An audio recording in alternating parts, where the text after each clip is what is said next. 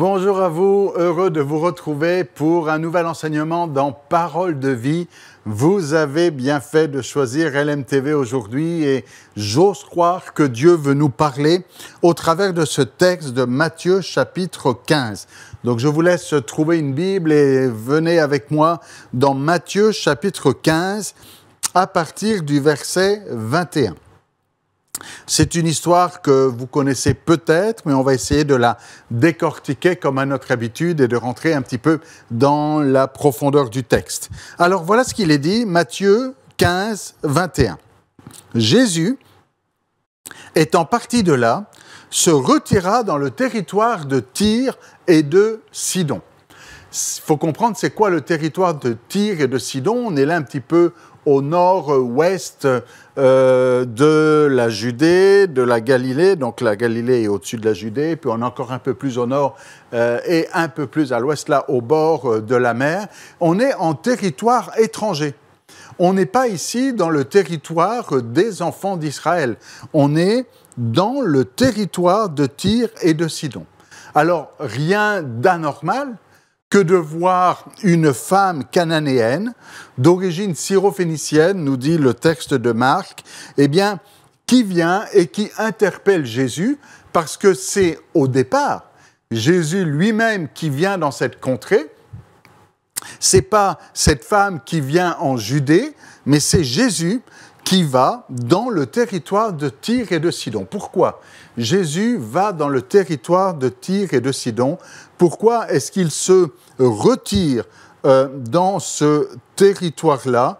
Pourquoi est-ce qu'il... pour se mettre à l'écart, pour se mettre, vous savez, pour fuir, si je peux dire ainsi, non, mais pour dire, bon, quand on est en Judée, quand on est en Galilée, il y a beaucoup de gens autour de Jésus. Il y a toutes sortes de personnes qui viennent. Il y en a qui veulent le toucher pour être guéri.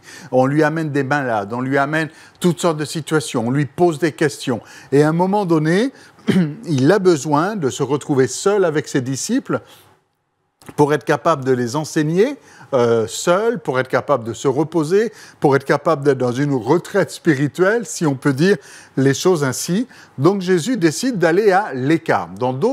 À d'autres moments dans l'Évangile, on voit que Jésus va avec ses disciples à l'écart dans un lieu désert. Ici, c'est un peu le même principe, sauf qu'au lieu d'aller dans un lieu désert, en fait, ils vont en dehors du territoire d'Israël, puisqu'ils se retirent dans le territoire de Tyr et de Sidon, qui autrefois avaient été même des ennemis d'Israël. Mais voilà que donc ils se retirent dans ce territoire-là pour être plus tranquilles.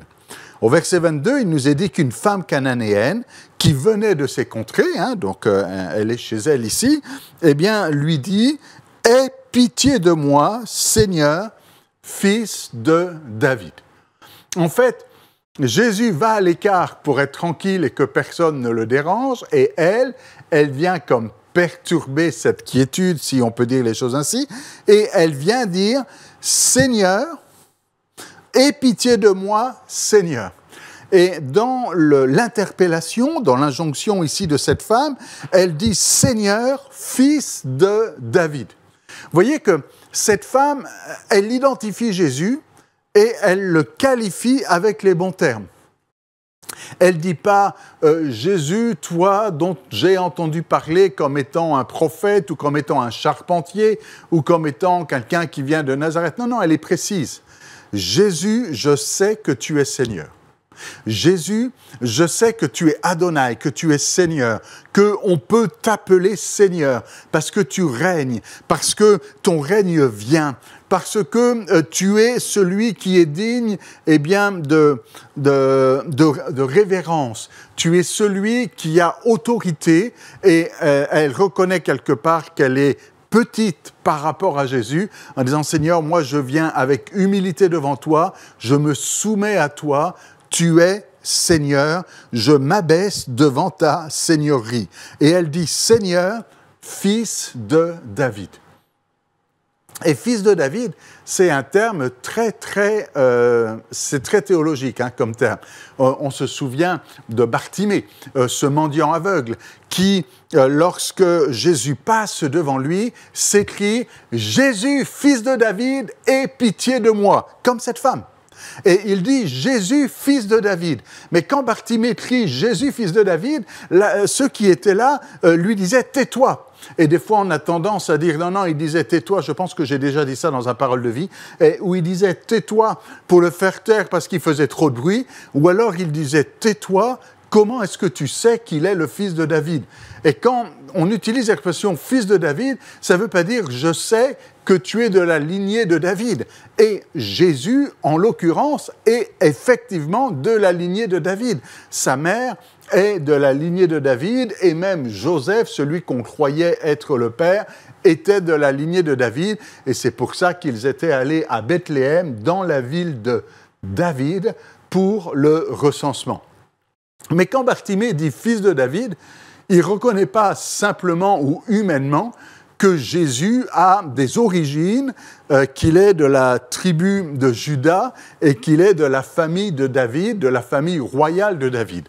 L'expression « fils de David » est ici, dans le contexte de l'Évangile, est ici une déclaration messianique. C'est-à-dire, je reconnais que tu es le roi davidique.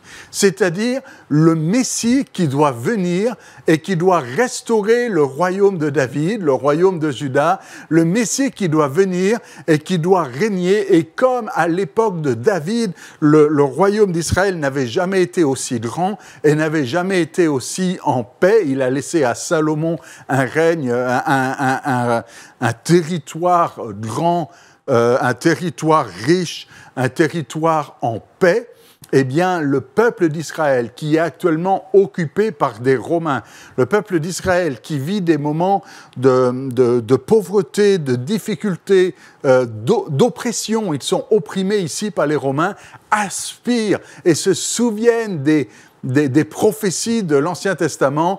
Le Messie vient, celui qui est le roi davidique, celui qui est de la descendance de la tribu de Juda, le lion de Juda, celui qui va régner comme David régnait et qui va restaurer, eh bien, la royauté de David. Alors quand on dit Jésus, fils de David, ça veut dire Jésus, je crois que tu es le Messie que nous attendons. Je crois que tu es ce Messie promis. Je crois que tu es celui qui va venir restaurer, réparer, qui va venir rétablir et qui va venir quelque part rétablir le royaume d'Israël. Alors, quand Bartimée dit cela, Bartimée, on pourrait dire que ça se comprend. C'est quelqu'un qui est là dans le territoire d'Israël. Il est à Jéricho ici. Bartimée veut dire littéralement en araméen, bar, ça veut dire fils. Timée, le verbe timéo, c'est celui qui est estimé. Donc, c'est le fils de celui que l'on estime. Donc, Bartimée, c'est le fils d'un notable. C'est le fils de quelqu'un qui est en haute estime dans le peuple. Et Bartimée a certainement une éducation théologique, il connaît les prophéties de l'Ancien Testament, il connaît la Torah, il connaît ces choses, et il voit en Jésus, même s'il est aveugle, il sait que Jésus est le fils de David. Mais pour cette femme, on est ici dans le territoire de Tyr et de Sidon. Et là, c'est un petit peu l'anomalie de l'histoire, si je peux dire ça ainsi, c'est que c'est une étrangère qui réalise qui est Jésus mieux que les Juifs eux-mêmes. De la même manière que c'était un aveugle, Bartimée, qui voyait que Jésus était le fils de David alors que lui était aveugle, ici c'est une femme cananéenne qui n'est pas juive, qui n'est pas du peuple d'Israël, mais qui sait que Jésus est le fils de David qui restaure le royaume d'Israël. Et elle voit et elle reconnaît, elle comprend mieux les promesses de Dieu que les Juifs ne l'avaient compris eux-mêmes. Et souvent dans l'Évangile, eh bien, l'Esprit pousse les auteurs de l'Évangile à souligner ces choses, un peu comme quand Jésus dit que même en Israël, personne n'a une aussi grande foi que ce païen, que ce non-juif, que ce Romain, et qu'il n'a pas trouvé en Israël quelqu'un qui a une foi aussi pure, aussi grande, aussi nette, aussi précise que ce centenier romain. Et bien là, on se retrouve en territoire étranger, et c'est non seulement un étranger, mais en plus, c'est une femme qui comprend mieux que les théologiens de Jérusalem, qui comprend mieux que les hommes religieux de Jérusalem, qui comprend mieux que les scribes qui pourtant enseignent la parole de Dieu tous les jours dans le temple. Elle a déjà compris que Jésus est non seulement Seigneur, mais qu'il est le fils de David. Et la preuve qu'elle a compris que Jésus est le fils de David, c'est que du coup, comme il est le fils de David, il est celui qui peut agir dans la situation dans laquelle elle est. Elle a besoin de voir sa fille être délivrée, sa fille est cruellement tourmentée par un démon, c'est ce qu'elle dit. Elle dit « Seigneur, fils de David, ma fille est cruellement tourmentée par le démon. » Et si elle vient supplier Jésus, c'est parce qu'elle sait que Jésus peut intervenir dans cette situation. Que comme il est Seigneur, que comme il est Messie, fils de David, il a toute l'autorité sur la puissance des démons, il a toute l'autorité sur les forces de l'adversaire et qu'il est celui qui peut délivrer sa fille tourmentée par le démon. Mais notez bien qu'au verset 23, Jésus ne répond rien. Et j'insiste là-dessus parce que des fois, on interprète un peu vite. Notez bien que Jésus ne répond rien. Il ne dit pas oui, il ne dit pas non. Des fois, on a tendance à croire que Jésus, la première réaction, va être de dire « Non, non, ce n'est pas pour toi. Toi, tu es une étrangère. » J'insiste, verset 23, « Il ne lui répondit pas un mot. » Jésus, donc ici, ne dit rien, mais ses disciples vont commencer à parler avant même que Jésus ne parle. Ses disciples sont plus rapides, si on peut dire ça comme ça. Peut-être Jésus tarde à répondre, mais les disciples s'approchent et disent à Jésus avec insistance. Et voyez-vous ici, Matthieu insiste sur le fait, veut mettre la loupe sur le raisonnement des disciples et nous montre comment réfléchissent les disciples et comment pensent les disciples. Les disciples viennent avec insistance, c'est pas juste « Seigneur, on pourrait peut-être ». Non, c'est pas une recommandation, c'est pas une petite question, c'est avec insistance « Seigneur, il faut ». Et on insiste, c'est pas normal, il faut que tu renvoies cette femme, renvoie-la, car elle crie derrière nous. Et on voit qu'il y a un agacement ici, ça veut dire qu'on comprend que cette femme n'a pas simplement dit une fois « Jésus, fils de David, Seigneur, aie pitié de moi, ma fille souffre cruellement, tourmentée par le démon. » Jésus répond rien, elle continue, et elle crie encore, et elle crie encore. Tant que Jésus dit rien, elle continue. Et ça, c'est une preuve de foi. La foi, c'est pas juste demander et de dire « bon, ben voilà, il ne s'est rien passé, ben j'abandonne ». Non, la foi, c'est combattre. La foi, c'est persévérer. La foi, c'est obtenir. Et cette femme n'est pas venue juste pour un silence. Cette femme est venue pour une réponse. Que la réponse soit oui ou que la réponse soit non, elle attend une réponse. Et elle dit « Seigneur, fils de David, toi, tu peux faire quelque chose pour délivrer ma fille qui est tourmentée par le démon. » Jésus dit rien, alors elle insiste. Elle insiste. Et elle insiste encore. Et Jésus, lorsqu'il nous enseigne sur la prière, nous enseigne à insister aussi. Quand il prend par exemple cette parabole de cette veuve face à un juge inique, eh bien elle insiste jusqu'à obtenir justice. Alors, voilà que les disciples, eux, ils commencent à en avoir marre de cette femme qui insiste. Alors les disciples disent avec insistance, en disant « Jésus, il faut que ça cesse là, elle fait trop de bruit, fais la terre, renvoie-la, réponds-lui quelque chose ». Donc non seulement la femme est en train de supplier Jésus, mais voilà maintenant que les disciples aussi s'y mettent, les disciples supplient Jésus, mais du contraire.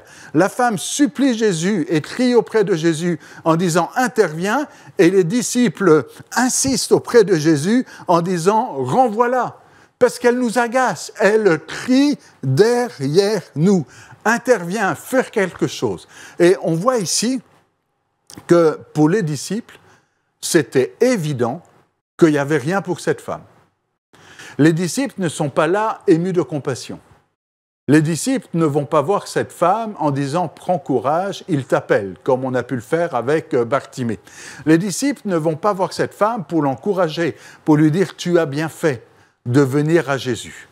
Tu as bien fait de venir chercher en Jésus la solution, le secours dont tu as besoin, parce qu'il est celui qui va libérer et intervenir. » Non, les disciples sont plutôt du genre à essayer de faire taire cette femme. Alors évidemment, on n'a pas le récit complet, on ne sait pas exactement tout ce qui s'est dit, tout ce qui s'est fait, mais j'ose imaginer qu'avant d'aller voir Jésus et de dire et d'insister auprès de Jésus en lui disant « Renvoie-la », que les disciples ont essayé eux-mêmes de faire taire cette femme. Et qu'ils ont pu dire à cette femme, par exemple, mais c'est juste ma supposition, hein, vous avez le droit de penser autrement, mais j'ose imaginer que les disciples auraient pu dire à cette femme, « Écoute, tais-toi, tu fais trop de bruit. Écoute, tais-toi, on est venu ici pour être tranquille. Jésus est venu dans le territoire de Tyr et de Sidon, c'est pas pour faire du ministère, c'est pas pour venir être embêté par qui que ce soit. On est venu là parce qu'on a besoin de repos, parce qu'on a besoin de temps seul à seul avec le Seigneur, et toi, tu viens perturber, et de toute façon, c'est pas pour toi. C'est pas pour toi. » Jésus n'est pas venu pour prêcher dans le territoire de Tyr et de Sidon. Jésus n'est pas venu apporter une bonne nouvelle au territoire de Tyr et de Sidon. Il est venu ici pour être à l'écart, pour être tranquille. Tais-toi. Et on voit que les disciples sont convaincus, c'est leur théologie, c'est leur conception, c'est leur façon de voir les choses, sont convaincus que le message de Jésus n'est pas pour cette femme, que la compassion de Jésus n'est pas pour cette femme, que la faveur, la grâce, le ministère, la mission de Jésus n'est pas en faveur de cette femme. Alors Jésus répond. Et peut-être une parole qui nous interpelle ou qui nous questionne, quand Jésus répond, il dit « notez bien, quand il répond, on ne sait pas trop à qui il répond, hein, parce que techniquement, si on fait bien la grammaire du texte ici, cette femme crie à Jésus, Jésus ne répond pas un mot. Ensuite, il est dit, ses disciples s'approchent de Jésus et lui disent avec insistance. Jésus répond. Techniquement, Jésus répond aux disciples. D'accord ? Et il dit aux disciples, je n'ai été envoyé qu'aux brebis perdues de la maison d'Israël. Et cette femme entend. Et pourquoi est-ce que Jésus dit « Je n'ai été envoyé qu'aux brebis perdues de la maison d'Israël ». En fait, Jésus sait exactement ce qui va se passer. Jésus connaît sa mission, et ce n'est pas ici que Jésus est en train de faire une déclaration pour dire « Moi, je ne suis pas là pour que le monde soit sauvé, mais seulement pour qu'Israël soit sauvé ». Parce que ce serait contraire avec bien d'autres déclarations qu'il a pu faire ailleurs dans l'Évangile. Mais quelque part, il va volontairement aller dans le sens de ses disciples. Comprenez que c'est comme si, en sous-entendu, Jésus disait à ses disciples, « C'est vraiment ce que vous croyez, que je suis venu seulement pour les brebis perdues de la maison d'Israël et que les autres n'ont pas d'importance ?» Parce que c'était la pensée des disciples. Pour les disciples, c'est clair que Jésus, il est venu pour les brebis perdues de la maison d'Israël, mais pas pour les brebis perdues des autres maisons. Alors Jésus dit cette phrase-là, qui va quelque part pousser les disciples à réfléchir, en disant, et puis quelque part verbaliser aussi, ça, c'est ce que vous croyez. Mais cette femme, elle, qui entend ça, et qui entend cette parole, et vous voyez, ça a commencé par une femme qui appelle Jésus Seigneur et qui sait qu'il est le fils de David. Et c'est comme si cette femme dit, non, ça ne marche pas là. Seigneur, je sais que toi, tu es venu aussi pour moi. Tu es venu aussi pour ceux qui sont en dehors de la maison d'Israël. Cette femme, en fait, a une perception, a une compréhension du ministère de Jésus que les disciples eux-mêmes n'avaient pas. Et c'est pour ça qu'elle dit, et qu'elle vient se prosterner au devant de lui en disant « Seigneur, secours-moi ». En d'autres termes, « Seigneur, tu viens de dire quelque chose, mais moi je sais que tu peux me secourir. Tu viens de dire que tu n'es venu que pour les brebis perdues de la maison d'Israël, mais je sais que tu peux me secourir et que j'ai raison d'en appeler à ta compassion, à ton assistance et à ton secours. » Alors elle insiste. Elle insiste parce qu'elle croit. Et on voit qu'il y a une opposition entre la définition du ministère de Jésus selon les disciples et la définition du ministère de Jésus selon cette femme. Pour les disciples, le ministère de Jésus, c'est seulement pour les Juifs. Pour cette femme, le ministère de Jésus, c'est pour tous. Alors Jésus répond à cette femme. En fait, il répond ce que les disciples pensent.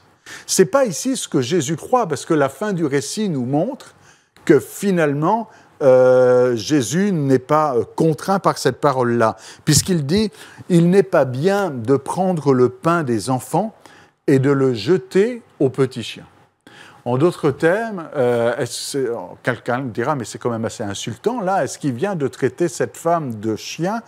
Il est en train de dire « Ça, c'est l'attitude des disciples. » Et c'est vraiment ce qu'ils sont en train de faire.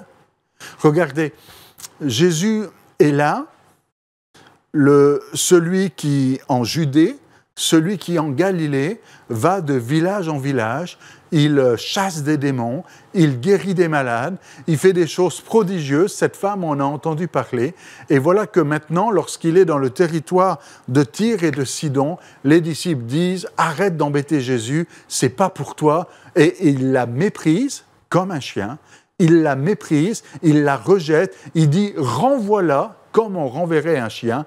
Et Jésus donc utilise, vous voyez, encore la même pensée que les disciples avaient. Ce n'est pas ce que Jésus pense ici, mais c'est ce que les disciples pensent. Il n'est pas bien de prendre le pain des enfants et de le jeter aux petits chiens. Mais cette femme, elle insiste encore. Elle dit, c'est vrai Seigneur, mais, dit-elle, les petits chiens mangent les miettes qui tombent de la table de leur maître. Quelque part, cette femme est en train de refaire toute la théologie que l'on va retrouver, par exemple, dans les épîtres de l'apôtre Paul, particulièrement de l'apôtre Paul aux Romains, qui dit « Je n'ai pas honte de l'Évangile ». C'est la puissance de Dieu pour le salut de quiconque croit. De quiconque croit. Mais il dit « du juif premièrement », puis du grec. Et cette femme, elle reconnaît qu'en effet, il y a comme une préséance ou une priorité et que, premièrement, Jésus est la réponse à la prophétie pour Israël, aux promesses pour Israël. Il est premièrement le lion de Juda, le fils de David, de la tribu de Juda. Il est vraiment, premièrement, celui qui est venu secourir Israël, mais pas seulement. Mais pas seulement. Et que la bénédiction qui est là pour Israël, eh bien, rejaillit et est déversée sur les autres aussi, même si ici c'est comparé à des miettes qui tombent de la table. Mais vous savez, des miettes qui tombent de la table, eh bien, ces miettes-là suffisent à délivrer, à secourir, à chasser ce démon. Cette femme, en fait, dit, Seigneur, même si je n'ai pas beaucoup de mots, un mot, une miette. Vous savez, un peu comme ce païen qui dit « dis seulement un mot, une miette ». Les Juifs, eux, ils ont eu du pain, ils ont eu des longs discours, ils ont eu des déclarations, ils ont eu des paraboles, ils ont eu des prophéties, et Jésus a enseigné, a parlé. Mais elle dit « même si j'ai qu'une miette, et si cette miette, c'est une parole de toi », on pourrait évidemment dire que, par exemple, que la parole, c'est un pain. Hein, l'homme ne vit pas de parole seulement, mais de pain seulement, mais de toute parole qui sort de la bouche de Dieu. Et c'est là que, comme un pain ici, mais elle dit, moi, une parole de toi, une miette de toi suffit pour le miracle. Seigneur, les petits chiens mangent les miettes qui tombent de la table de leur maître, alors que Jésus lui dit, ta foi est grande. Comme il avait pu le dire au centenier romain, ta foi est grande, qu'il te soit fait comme tu veux, qu'il te soit fait selon ta foi. Et à l'heure même, sa fille fut guérie. Voyez, si Jésus était vraiment venu que pour les brebis de la tribu d'Israël, cette femme n'aurait jamais obtenu ce qu'elle voulait. Si Jésus était vraiment venu que pour les Juifs, cette femme n'aurait jamais obtenu ça. Alors si Jésus a dit ces paroles, c'est pour enseigner ses disciples. Il connaît déjà la grandeur de la foi de cette femme, mais il veut que les disciples puissent verbaliser, comprendre, et puis quelque part corriger leur mauvaise compréhension. Alors faisons attention aujourd'hui, et j'arrive à la conclusion, faisons attention aujourd'hui à ne pas ressembler aux disciples avec des mauvaises conceptions. Vous savez, des fois à dire « non, mais l'évangile, c'est pas pour lui ». L'évangile, c'est pas pour des gens comme ça. L'évangile, c'est pas pour des personnes qui sont dans telle ou telle situation. L'évangile, c'est pour tous. La bonne nouvelle, c'est pour tous.